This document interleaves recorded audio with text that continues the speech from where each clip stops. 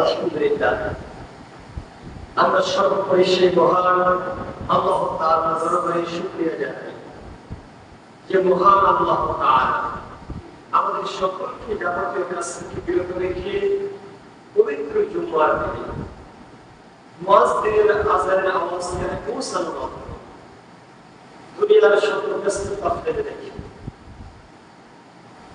নিজেরা যে মুসলমান অন্তরে তাকওয়ার বহিঃপ্রকাশ এবং আল্লাহ তাআলা অনুগত বান্দা হিসেবে নিজেকে তৈরি করা, আল্লাহ তাআলার সান্নিধ্যে নিজেকে ঢেলে দেওয়া এবং নির্দিষ্ট সময়ে তার পবিত্র করে অবস্থান করার তৌফিক দান করলেন। আমরা আমাদের সেই মহামুনির আল্লাহ তাআলাকে অন্তরের সবটুকু শ্রদ্ধা এবং ভালোবাসা দিয়ে প্রার্থনা করে কালিমাতুশ শুকর করি আলহামদুলিল্লাহ। দুটো তাসবিহ পেশ করি বিশ্বমানবতার মুক্তির আবরত শ্রেষ্ঠ নবী ও রাসূল আখির জামানের পয়গম্বর নবীদের শিরোমণি জাতির মাথার মুকুট রাসূলুল আম্বিয়া আহমদ মুস্তাফা মুহাম্মদ মুস্তাফা সকলগুলো সাল্লাল্লাহু আলাইহি ওয়াসাল্লাম। আল্লাহুম্মা সাল্লি ওয়া সাল্লিম আলা নাবিয়িনা মুহাম্মদ। সকলের প্রতি আলাইকুম সালাম। আসসালামু আলাইকুম ওয়া রাহমাতুল্লাহি ওয়া বারাকাতুহু। আলহামদুলিল্লাহ, আপনারা সবাই ভালো আছেন? আলহামদুলিল্লাহ। আল্লাহ তাআলার প্রশংসা করাও একটা যোগ্যতা লাগে, সেই যোগ্যতার নাম হচ্ছে ঈমান। আল্লাহর প্রশংসা করার কি যোগ্যতা লাগে? সবাই তো আল্লাহর প্রশংসা করতে পারে না। আর আল্লাহর প্রশংসা করার জন্য মূল যোগ্যতা হচ্ছে অন্তরে তাকওয়ার বহিঃপ্রকাশ। দাড়ি, টুপি, পাঞ্জাবি, এটা হচ্ছে তাকওয়ার বহিঃপ্রকাশ। এটা মূল তাকওয়া না। তাকওয়া থাকে কোথায়? অন্তরে। আর তাকওয়া হাওনা, তাকওয়া থাকে এখানে। জিজ্ঞাসা করা হয়েছে তাকওয়া থাকে কোথায়? হচ্ছে তাকওয়া হাওনা, তাকওয়া থাকে অন্তরে। তাহলে দাঁড়িয়ে একজন মানুষ দাঁড়িয়ে রাখছে, এটা হচ্ছে তার অন্তরে যে তাকওয়া আছে, আল্লাহ তাআলাকে ভয় করে তার প্রকাশ। তাকওয়ার প্রকাশটা হচ্ছে দাঁড়িয়ে করতে পারবে। এমন মানুষ আছে তার অন্তরে তাকওয়া নাই, দাঁড়িয়ে আছে, আন্দাজও অল্পই করে, কিন্তু মসজিদে বারান্দায় খুঁজে পাওয়া যায় না। আর যদি সিগারেটের ধরানো দেখেন যে দাড়ি কিন্তু তার একটা পুড়ে হয়েছে, এমন লোক আছে, এমন দাঁড়িয়ে আছে সিগারেটের ধোঁয়ায় অধিকাংশ মানুষ আছে। তো আসলে এটা তাকওয়ার বহিঃপ্রকাশ না। তাকওয়ার বহিঃপ্রকাশ হচ্ছে আপনার অন্তরে ইশক, মহব্বত, ভালোবাসা উদ্বেলিত হয়ে এটা প্রকাশিত হবে। আল্লাহ তাআলা তৌফিক দান করুন সে তাকওয়া অর্জন করা। সকলে আল্লাহুম্মা আমিন। মহব্বত, ইশক, ভালোবাসা। ভালোবাসা হচ্ছে দুই প্রকার। ভালোবাসা কয় প্রকার? দুই প্রকার। একটা হচ্ছে বৈধ ভালোবাসা, আরেকটা হচ্ছে কি? অবৈধ। অবৈধ ভালোবাসায় কোনো স্বাদ নেই, আছে মাথা ভরা টেনশন, আছে মাথা ভরা যন্ত্রণা। আর বৈধ ভালোবাসায় কি টেনশন আছে? একটা মানুষ অবৈধ, তার স্বার্থ, সে ভালো করে চলবে, ফিরবে, খাবে, এই জন্য সে অন্যের সম্পদের প্রতি লোভটা, এটাকে ভালোবাসা। লোভ করে সে আত্মসাৎ করার জন্য গেছে। এই ভালোবাসাটা পর্যন্ত এই তার চাওয়াটা বৈধ না অবৈধ? অবৈধ। এটা থেকে স্বাদ আছে। সে একবেলা খাইলে 10 বেলা তার মাথায় টেনশন থাকে। আর আপনি যদি শ্রম দিয়েছেন হালাল ভাবে রোজগারের জন্য, বৈধ ভালোবাসাটাকে অর্জন করার জন্য কাজ করেছেন, আপনি সারাদিন যে শ্রান্ত হয়ে রোজ গরম তাপমাত্রাকে বয়ে ফেলে পরিবার সহ যখন হালাল রিজিককে ভক্ষণ করবেন, সেই স্বাদ এবং শান্তি কি কত ভালো সেটা প্রকাশ করার মতো সে ভালোবাসা অর্জন করতে হবে। আজকে সচরাচর মসজিদগুলোতে ইবাদত খানাগুলোতে দেখলে বোঝা যায় যে আল্লাহর প্রতি যে বান্দার যে হালাল ভালোবাসা, যে ভালোবাসা বৈধ আল্লাহ তাআলার কাছে পাওয়া যায়, সেই ভালোবাসা অর্জনে তাড়াহুড়া, অন্তরের সাথে ভালোবাসার যে মহব্বতটা আছে সেটা সরে গেছে।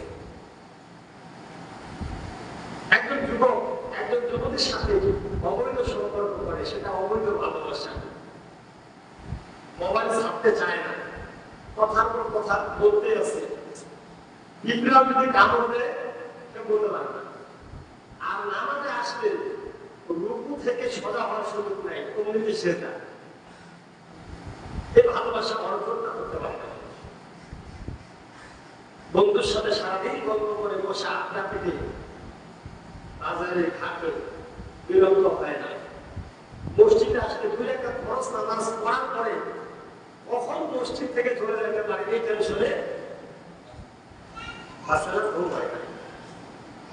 তাই আমরা কতটুকু আল্লাহ পেরিয়ে হলাম এই ভালোবাসার জন্য নিজেকে সামিল করতে পারলাম, পরে আফসোস। আল্লাহ তাআলা তার ভালোবাসা অর্জন করার আমাদের সকলকে তৌফিক দান করুন। সকলে আল্লাহুম্মা আমিন।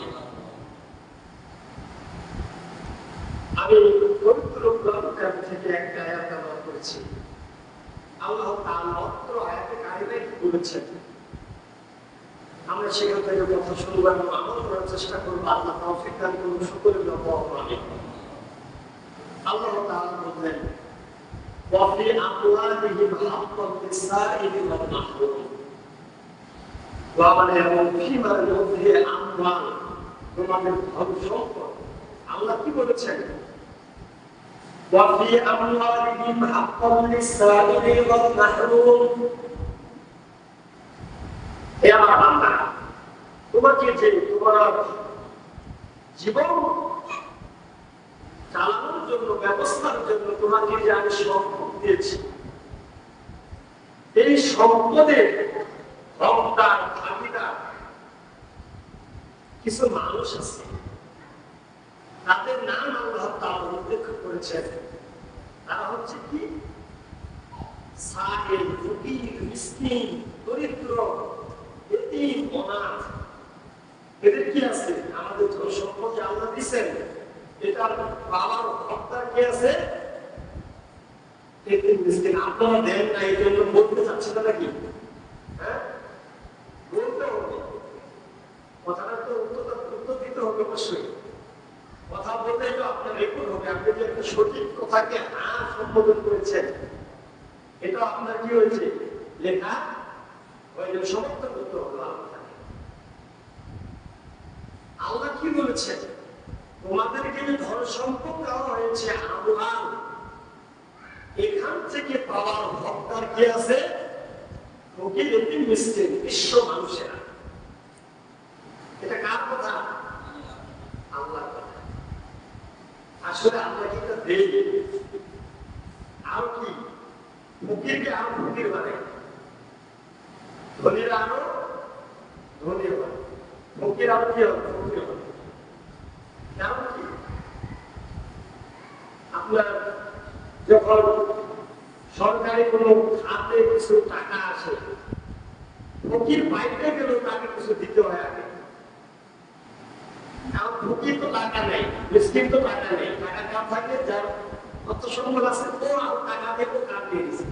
এমনটা হয় না? আপনাদের ওদিকে হয় না? হইলেও আমাদের ওইদিকে বেশিরভাগই যাদের আছে তারাই উঠাই। ফকিররা পায় না, ঈশ্বরা পায় না। তো আল্লাহ বললেন যে হক আছে, কিন্তু হক তার কি পাচ্ছে? হকরা পাচ্ছে না।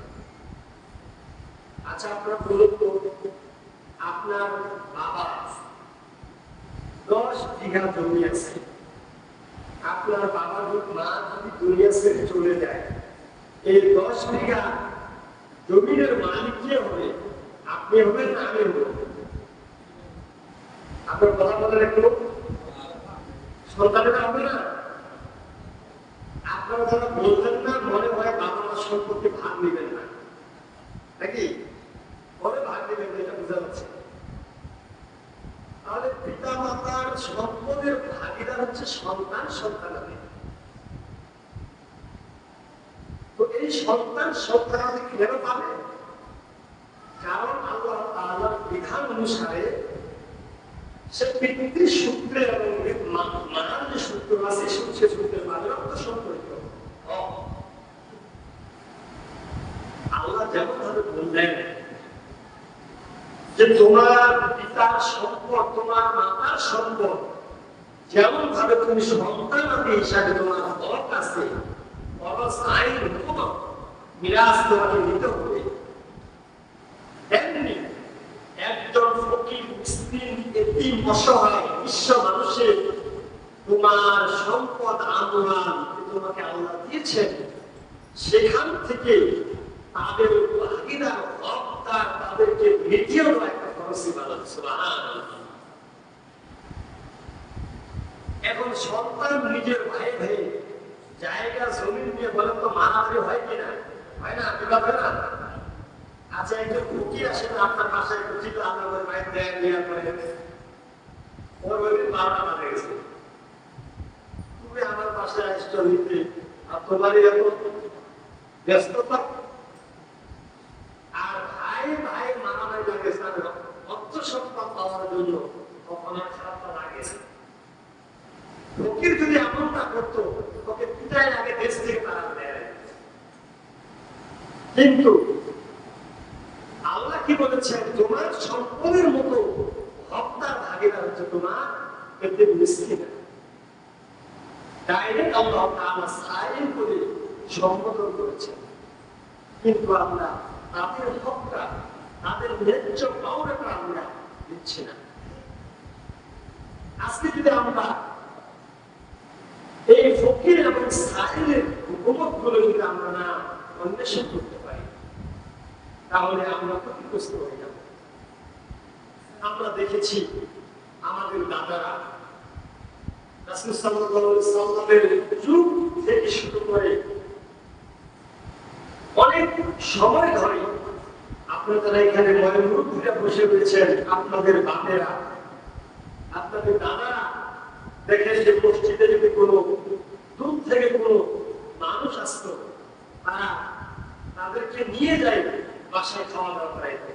ফকির মিসকিন আসলে তাদেরকে বসাইতো, খাওয়া দিত, তাদেরকে ধাক্কা দিত না, ধমক দিত না। আস্তে আস্তে এটা হারিয়ে যাচ্ছে। কথা বলতে ঠিক না? হারিয়ে গেছে অনেক জায়গায়। কিন্তু আমাদের বাপ দাদারা, আমাদের আপনার দাদারা, আপনার চাচারা আগে ফকির মিসকিনকে সাহেবকে খুব আদর করত। এজন্য আল্লাহ কি বলেছেন? ওয়া মিম্মা রাযাকনাহু ইউনফিকুন। ওয়া মিম্মা, মিম্মা মানে কি? রাযাকনা। আল্লাহ বলেছেন তোমাকে যে রিজিক দিয়েছি সেখান থেকে খাও এবং সেখান থেকে দাও। এর মানে কি? আপনাকে সুন্দরভাবে বলতেছে বাজারে নিয়ে গেছে 30 টাকা, আপনি নিজের রিজিক কেনার জন্য একজন সাহেব দেখুন আসে আপনার কাছে হাত বাড়ায় বলছে এই মিম্মা রাযাকনা, আপনার এই 20 টাকার রিজিকের আপনি যেটা কিনতে গেছেন আপনি সেখান থেকে 15 টাকা কিনে ফকির মিসকিনকে 5 টাকা দেওয়াই মানে হচ্ছে মিম্মা রাযাকনাহু ইউনফিকুন। ইউনফিকুন মানে হচ্ছে ব্যয় করা। আর মিম্মা মানে তোমাকে যা দেওয়া হচ্ছে রাযাকনা রিজিক সেখান থেকে কিছু দেওয়ার নামই হচ্ছে মিম্মা রাযাকনাহু ইউনফিকুন। এটা আমাদের আগে এটা চল উঠে গেছে। আমরা শুনতাম বাপদাদের কথা, বাজারে গেলে অনেক আলেমের মুখে শুনেছি যে তারা বলতেন যে খুচরা টাকা নিয়ে বাজারে যাও, ফকির মিসকিন আসলে তাদেরকে না বলবো না, 2 টাকা হলে তুমি তাকে দেওয়ার চেষ্টা করো। সেটাই তো আল্লাহ রাব্বুল আলামিন আমাদের সকলকে ফকির এবং মিসকিনদের যেন আমরা হক আদায় করতে পারি, আল্লাহ তৌফিক দান করুন। সকলকে আল্লাহুম্মা আমিন। সেটাই তো বন জঙ্গল তৈরি করার জন্য যত্ন লাগে, কথা বলে যত্ন লাগে, আকাশে তৈরি করার যত্ন লাগে, আর ফুল বাগান তৈরি করতে যত্ন লাগে, জাহান্নামে যাওয়ার জন্য কোনো কাজ লাগে না, ফায়সা কাজ এমনিতে হয়ে যাবে। কিন্তু জান্নাতে যেতে হলে নিজের ইমানকে, নিজের আমলকে, নিজেকে সুন্দরভাবে যত্নের মাধ্যমে সে জান্নাতের মানটা উন্নয়ন করতে হবে। আল্লাহ তৌফিক দান করে। সুবহানাল্লাহ। আদি যুগে আমরা দেখছি, আপনি যদি বাংলাদেশ থেকে বিদেশে যান, বলেন তো আপনি এখনই যাইতে চাচ্ছেন, আপনি যাইতে পারবেন? আগে কি করতে হবে? ভিসা করতে হবে, যোগাযোগ করতে হবে। দুনিয়াতে আপনাকে আগে একটা বিমানে যেতে হলে আপনাকে টিকিট করা লাগে, ভিসা করার জন্য আপনাকে যেতে হয় বারবার। আর আপনি জান্নাতে যেতে হলে আপনার টিকিট লাগবে না, আপনাকে ভিসা করতে হবে না। ভিসা করতে হবে কিসের মাধ্যমে? বিমান আমলের মাধ্যমে। এবার আপনাকে বিশ্বাস করতে হবে, আমল আপনাকে কাছে পরিণত করতে হবে।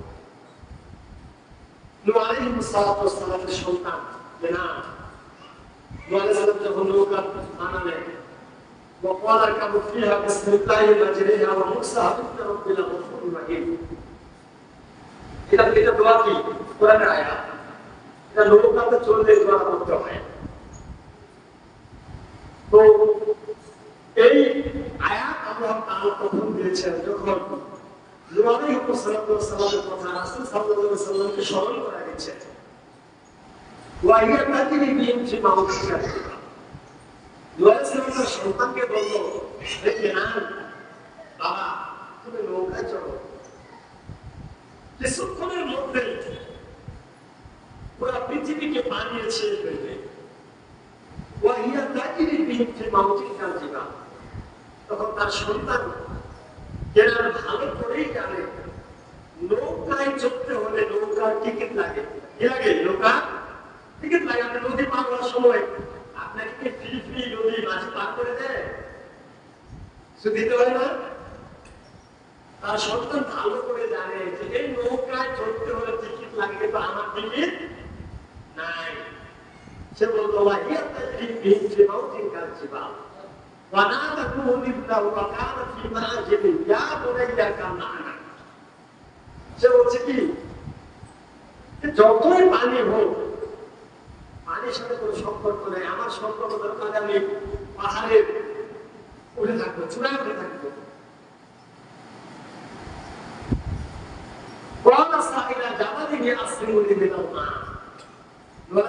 তুমি পাহাড়ে গেলো বাবা, পাহাড় কেউ ডুবিয়ে দিলে, আল্লাহ এখন পানি দিবে।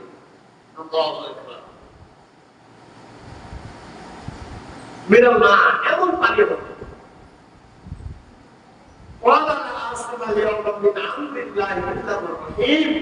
আজকে আল্লাহ ছাড়া আল্লাহ তাআলা বললেন, যদি তোমার নিচে যত পানি আছে সবকে উপরে তুমি ছেড়ে দাও, আর আসমান থেকে বাড়ি দ্বারা বর্ষণ হবে। পুরা জমিকে আল্লাহ তাআলা পাহাড় চূড়া পর্যন্ত পানিয়ে ডুবিয়ে দিলেন। আল্লাহু আকবার। এটি হচ্ছে আল্লাহ তাআলার বরত্ব, মহত্বের, তার শক্তির বহিঃপ্রকাশ।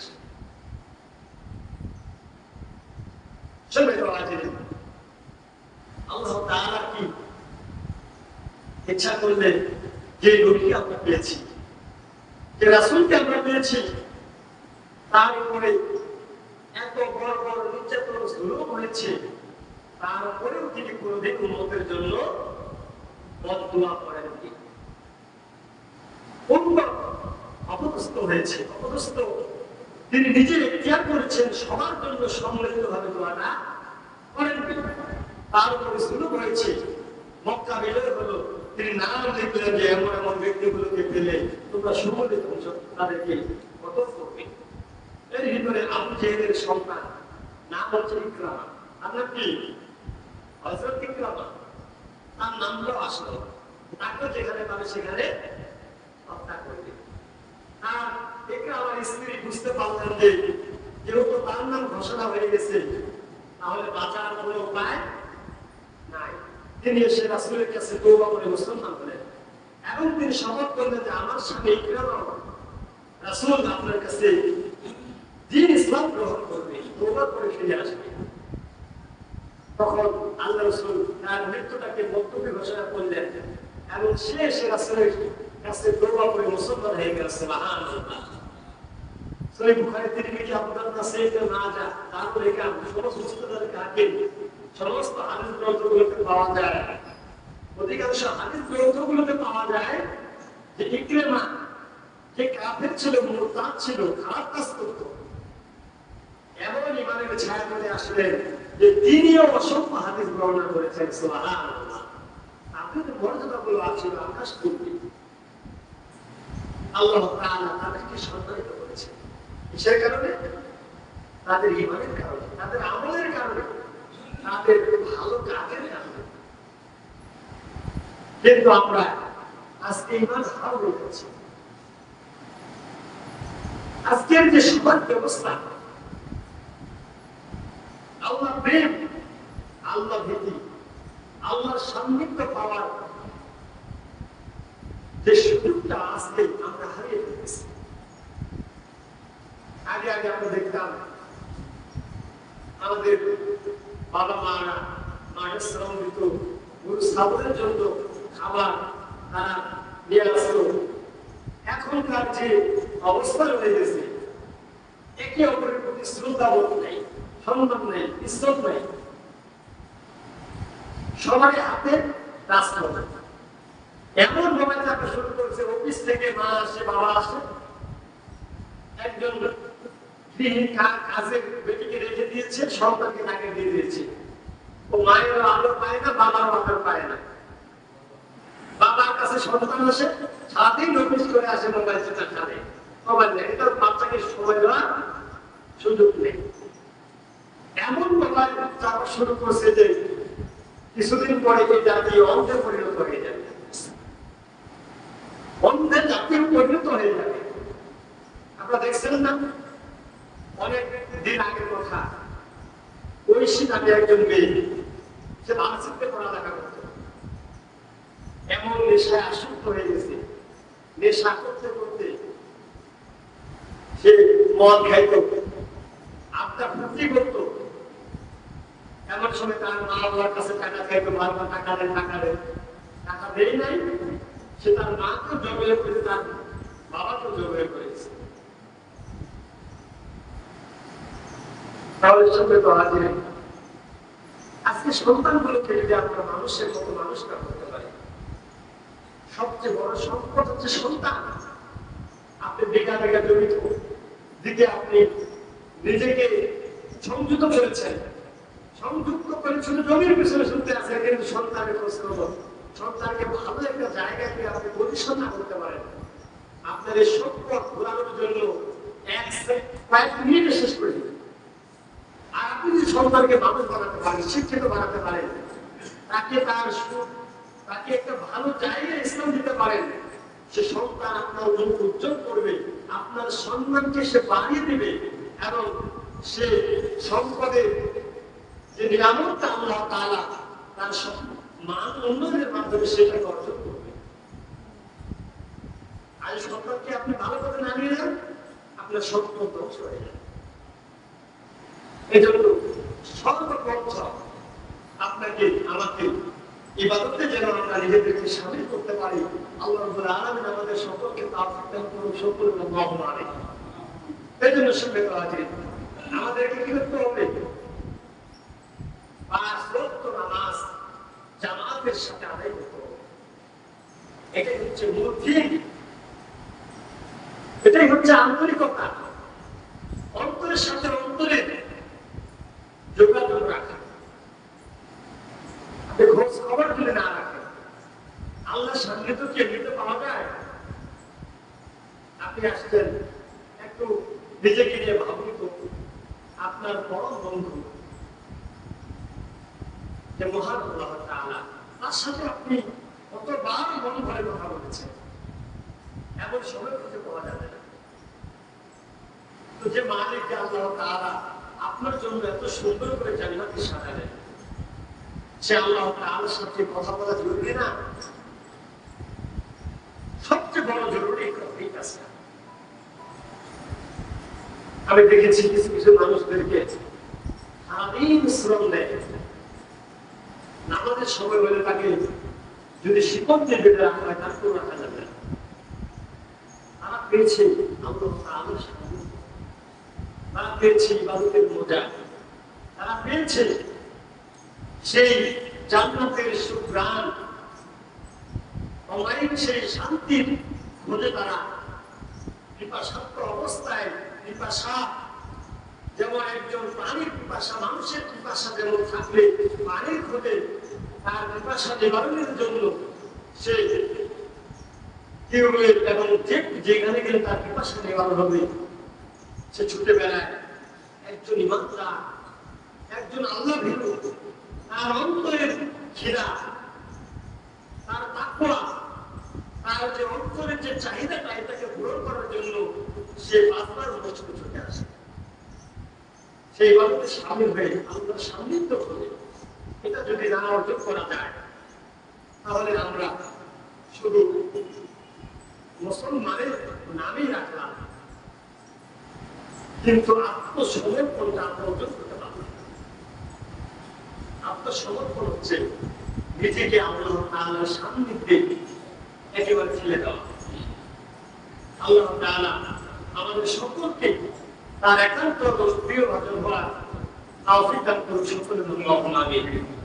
এবং সাথে তো হাজির আমরা আমাদের নিজেদের পরিবার, সন্তানাদি তাদেরকে নিয়ে যেন আমরা মসজিদে অবস্থান করি এবং তাদেরকে ফোন দেওয়ার সময় অবশ্যই যে যেখানে থাক, শুধু এটা খোঁজ দেবেন না যে বাবা তুমি এটা প্রয়োজন, ওটা প্রয়োজন, খাওয়া দাওয়া করছো কিনা, এগুলো অবশ্যই দরকার। কিন্তু এর আগে প্রত্যেকটা ইমানদার পিতার কর্তব্য হচ্ছে তুমি নামাজ পড়ছো কিনা, তুমি ভালো কাজটা করছো কিনা, কোরআন তেলাওয়াত করছো কিনা। আপনি আপনার দ্রুততা আপনি প্রকাশ করবেন। আর যদি আপনি না করেন, যেমন আপনি বলছেন আমি বারবার বলতেছি আমি ঠিক করতে পারতেছি না, তাহলে আপনি নূহ আলাইহিস সালামের মতো আপনার নিজের জীবন অনুসরণ করবেন। নূহ আলাইহিস সালাম তার সন্তানকে নসিহত করেছিলেন, সন্তানকে হেদায়েত পেয়েছে। আপনি তো হেদায়েতের মালিক না, আপনি শুধু উপদেশের মালিক। আপনি উপদেশ দেবেন। আল্লাহ তাআলা সেই আমাদেরকে উপদেশ দিচ্ছেন, ওয়াকাদা রাব্বুকা। কত মানে হচ্ছে কাজী, কাজী মানে কি, যে বিচারক। বিচারক আমাদের সারা বাংলাদেশে বড় আদালতে যে বিচারক জজ রয়েছে যিনি বিচার করেন। এখন আপনি এমন মুরব্বী মানুষ, আপনি কোন এক কারণে আপনি হাজিরা দিতে গেছেন, আপনি সেখানে গিয়ে কি বলেন, যে জজ বসে আছে সে আপনার চাইতে আপনার নাতির বয়সের মনে করে, এমন হয় না, বেশি আপনার নাতির বয়সের যে জজ বসে আছে, তারপর আপনার কি বলতে হয়, মাননীয় আদালত, তাই নাকি? আপনার সম্মান, সেই চেয়ার সম্মানটা দেওয়া হয়। আল্লাহ এখানে বলছে ঢোকা, আল্লাহ বলছে আমি সবচেয়ে বড় বিচারক। আল্লাহ একমাত্র আমার ইবাদত করো, আল্লাহ এখানে উপদেশ দিচ্ছে। সেই বিচারক আপনি যদি বলেন যে আমি তুমি আমার নাতির বয়সের আজকে তুমি এই কথা বলো, আমার তোমার কথা মানবো না, তাহলে সে আদালতকে না মানার কারণে আপনার উপরে মামলা হবে না? হ্যাঁ, অবশ্যই হবে। হ্যাঁ, আপনি যদি আপনার মন মতো না হয় তাহলে আপনি আর কি উচ্চ আদালতে কি করতে পারেন, আদালত করতে পারেন। কিন্তু আপনি যদি বলেন আমি মানবো না, আপনার নানার বিরুদ্ধে মামলা হবে। তো কত যে আইন পাশ করে আল্লাহ, তিনি বলছেন দুনিয়ার তো আদালতের মালিক কি করে লাল টেলিফোনের কথা পায় সে আরেকজন থেকে একজন বিনা অপরাধ মানুষকে জেলে ঢুকায় দেয়, নিজের প্রমোশন করার জন্য, না হয় তার নিজের চাকরি বাঁচানোর জন্য এটা করে। কিন্তু আল্লাহ কি ঘুষ খান আপনার মামলা পাঠায় দিবে? এটা না। আল্লাহ তাআলা যেন বলেছেন আমি এমন রব, সেই রবের ইবাদত করো, না হলে কাজী হিসাবে যদি আল্লাহ দাঁড়িয়ে যান কারো মাথার কোনো উপায় থাকবে না। এই জন্য সম্মানিত হাজিরিন, নিজেকে অন্তত 5 ওয়াক্ত নামাজে শামিল করেন। অবশ্যই আল্লাহ তাআলা সেই দিন আপনার জন্য তার যে নজর রয়েছে, যে বিচার তিনি বিচার কার্য করবেন, তার সে রহমতের এই 5 বার মসজিদে আসা যাওয়ার কারণে আল্লাহ তাআলা আপনার ফয়সালা করবে জান্নাত। সুবহানাল্লাহ। আমরা নিজেদেরকে আল্লাহ তাআলার দিকে শামিল করি, ইবাদতে ফিরে আসি। আল্লাহ তৌফিক দান করুন। শুকরাল্লাহু আমিন। সুবহানাল্লাহি ওয়া বিহামদিহি, আশহাদু আল্লা ইলাহা ইল্লা আনতা, আস্তাগফিরুকা ওয়া আতুবু ইলাইক। আসসালামু আলাইকুম।